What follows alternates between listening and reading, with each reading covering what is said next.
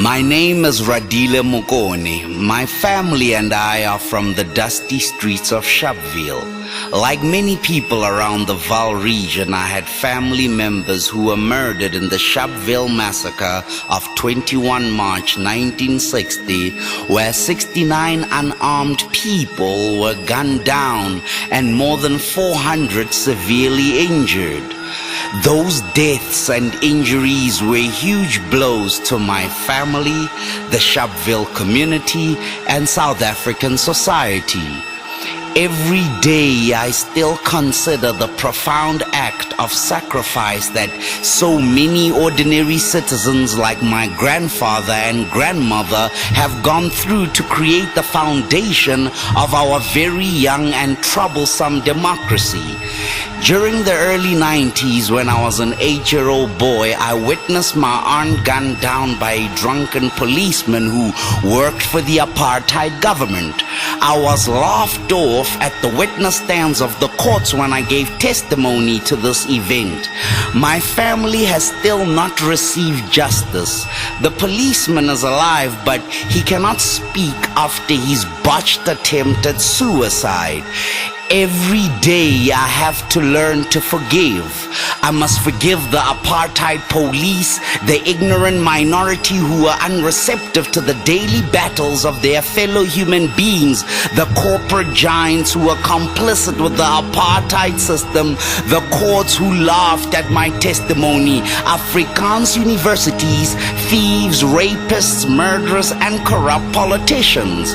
My family and I have paid with blood in the soil, emotional trauma, structural poverty, but we are fighting tooth and nail to survive and contribute to the dreams and ambitions of our young democracy. Millions of African families across the continent and the diaspora have gone through similar or worse experiences. Last year, I had to fight a court case for an artist friend of mine who was wrongfully arrested and detained, then wrongfully sent to a mental institution. I won the court case without ever going to law school. My friend is free and in the process of receiving compensation for this injustice caused by a couple of lazy policemen who didn't want to do an investigation. Winning this court case was really an outstanding moment of my life. I feel like it would be a remarkable achievement for any person's life. Who wouldn't want a friend who can save you from being wrongfully convicted? That's obvious. We all want to be that person who is assisted. But I flipped this question over and asked, who would want to be the friend who saved someone from being wrongfully convicted? Who would take on the sacrifice? Who would stay the course? So I began to try to uncover the reasons why I did it.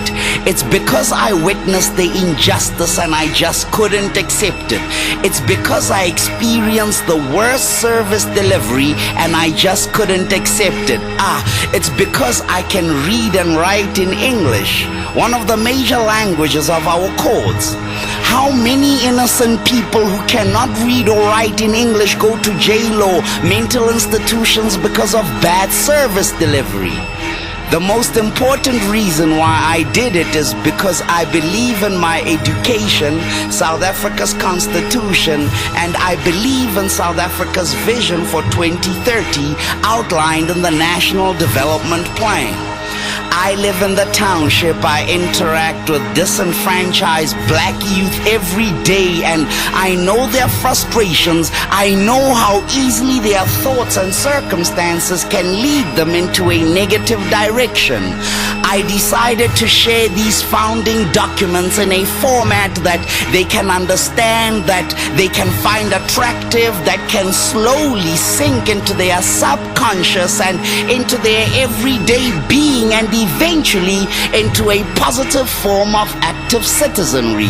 So I collaborated with some local music producers, designers, artists from around the Vaal to turn a 430-page policy document into something inspirational.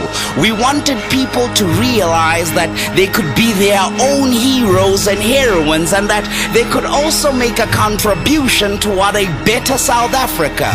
Most of all, I wanted them to realize that being someone special is not the exclusive right of the Nelson Mandelas, the Thomas Sankaras, the Samora Machels, or the Steve Bikos, but that being a great human being is a choice that even they can make. We need them to understand that human progress is the story of one step followed by another. Some steps small and personal, some big and audacious. We thrive on both. Courage and tenacity turn our impossibles on their heads. Curiosity and wonder propel us forward.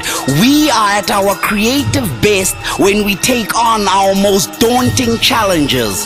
Solutions to our biggest problems will come from the most monstrous or inspiring dreams, hopes, and goals that we set for ourselves.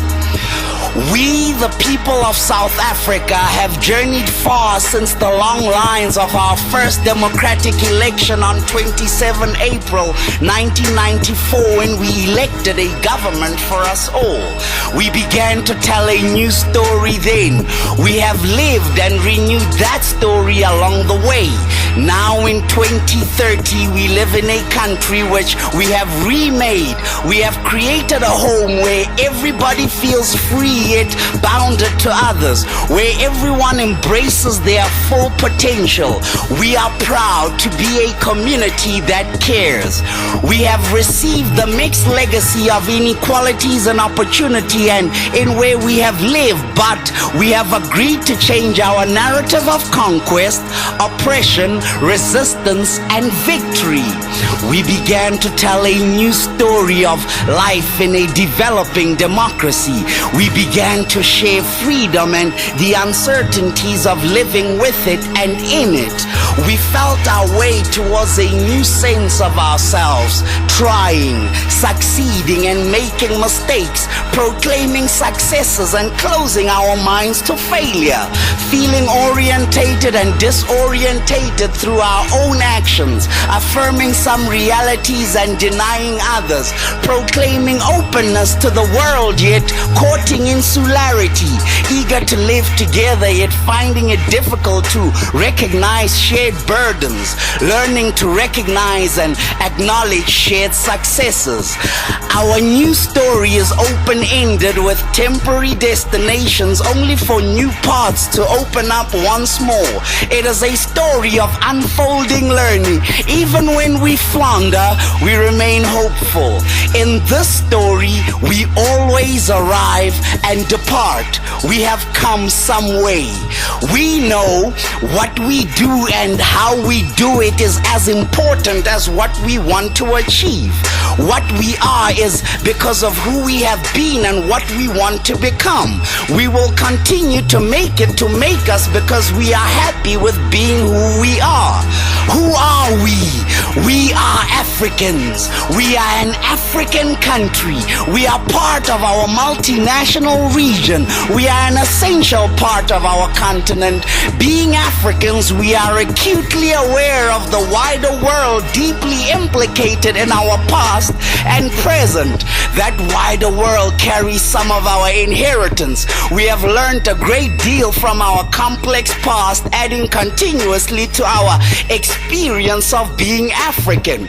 Therefore, in 2030, we experience daily how we participate fully in efforts to liberate ourselves from conditions that hinder the flowering of our talents. We feel loved, respected, and cared for at home, in community, and the public institutions we have created. We feel understood. We feel needed. We feel trustful. We feel trusted. We feel accommodative. We feel accommodated. We feel informed. We feel healthy. We feel safe. We feel resourceful and inventive. We learn together. We talk to each other. We share our work, we play, we worship, we ponder and laugh. We are energized by sharing our resourcefulness. We are resilient. We are working together on this. Let's move the country forward.